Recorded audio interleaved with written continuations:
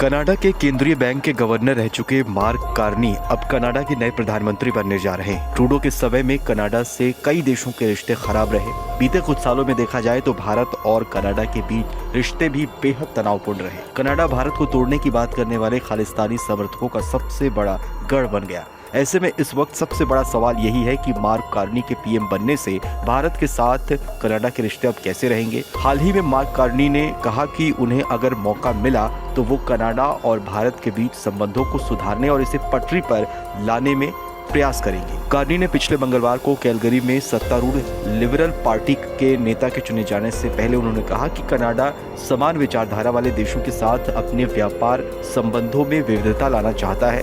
अमेरिकी राष्ट्रपति Donald Trump के ट्रेड वॉर का दबाव झेल रहे मार्क कार्नी ने कहा कि भारत के साथ संबंधों को फिर से बनाने के अवसर है। व्यापारिक रिश्तों को लेकर एक साझे मूल्यों की भावना होनी चाहिए। अगर मैं प्रधानमंत्री होता तो मैं इस मौके का इस्तेमाल करने से नहीं चूकता।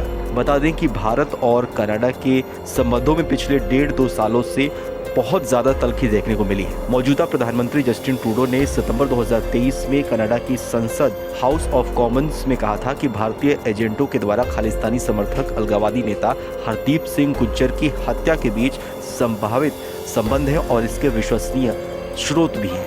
गौरतलब है कि हरदीप सिंह निज्जर भारत का भगोड़ा आतंकवादी था और भारत सरकार ने उस पर इनाम घोषित कर रखा था। ट्रूडो के आरोपों को भारत ने सिरे से खारिज किया। विदेश मंत्रालय ने कहा कि कनाडा ने भारत और भारतीय राजनयिकों के खिलाफ ओटावा द्वारा लगाए गए गंभीर आरोपों के समर्थन में हमें कोई सबूत नहीं सौंपा। ट्रूडो के आरोपों के बाद दोनों देशों के बीच काफी तल्खी देखने को मिली। हालात यहाँ तक बिगड़ गए कि भारत और कनाडा दोनों ही देशों ने अपने राजनयिक और अधिकारियों को वापस बुला लिया। लेकिन अब मार्क कार्नी ने कहा है कि वो दोनों देशों के बीच के रिश्तों को सुधारने पर जोर देंगे। पीएम पद संभालने से पहले मार्क कार्नी ने कहा कि समान मानसिकता वाले देशों के साथ कनाडा के व्यापारिक रिश्ते अब सुधरेंगे।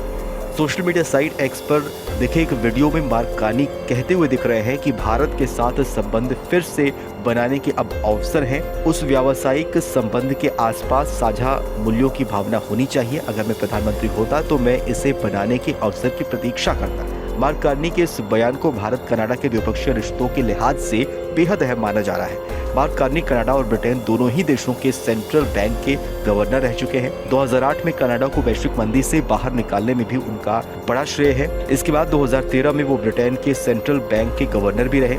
इससे पहले कार्नी लंदन, टोक्यो, न्यूयॉर्क और टोरंटो में 13 साल तक उन्होंने काम किया है। ये अहम है कि मार्क कार्नी ने कभी भी कोई निर्वाचित पद नहीं संभाला है और वो संसद के सदस्य भी नहीं रहे हैं, लेकिन वो अब कनाडा के अगले प्रधानमंत्री होंगे। जैसे कि मैं सो रहा हूँ तो पिताजी को जगाना है मुझे, तो वो डायरेक्ट उठाने के बजाय, और हिंसा की परंपरा मेरे यहाँ नहीं थी सौभाग्य से, तो वो क्या करते थे कि उस कमरे में आ जाएंगे या बाहर से गुजरेंगे और चौपाई बोलेंगे, प्रात काल उठ के रघुनाथा मात पिता गुरु नावई माता। कभी कभी मैं गुस्से में उठ करके अरे पापा चरण स्पर्श किया और सो गया। मैंने कहा अब मत उठाना।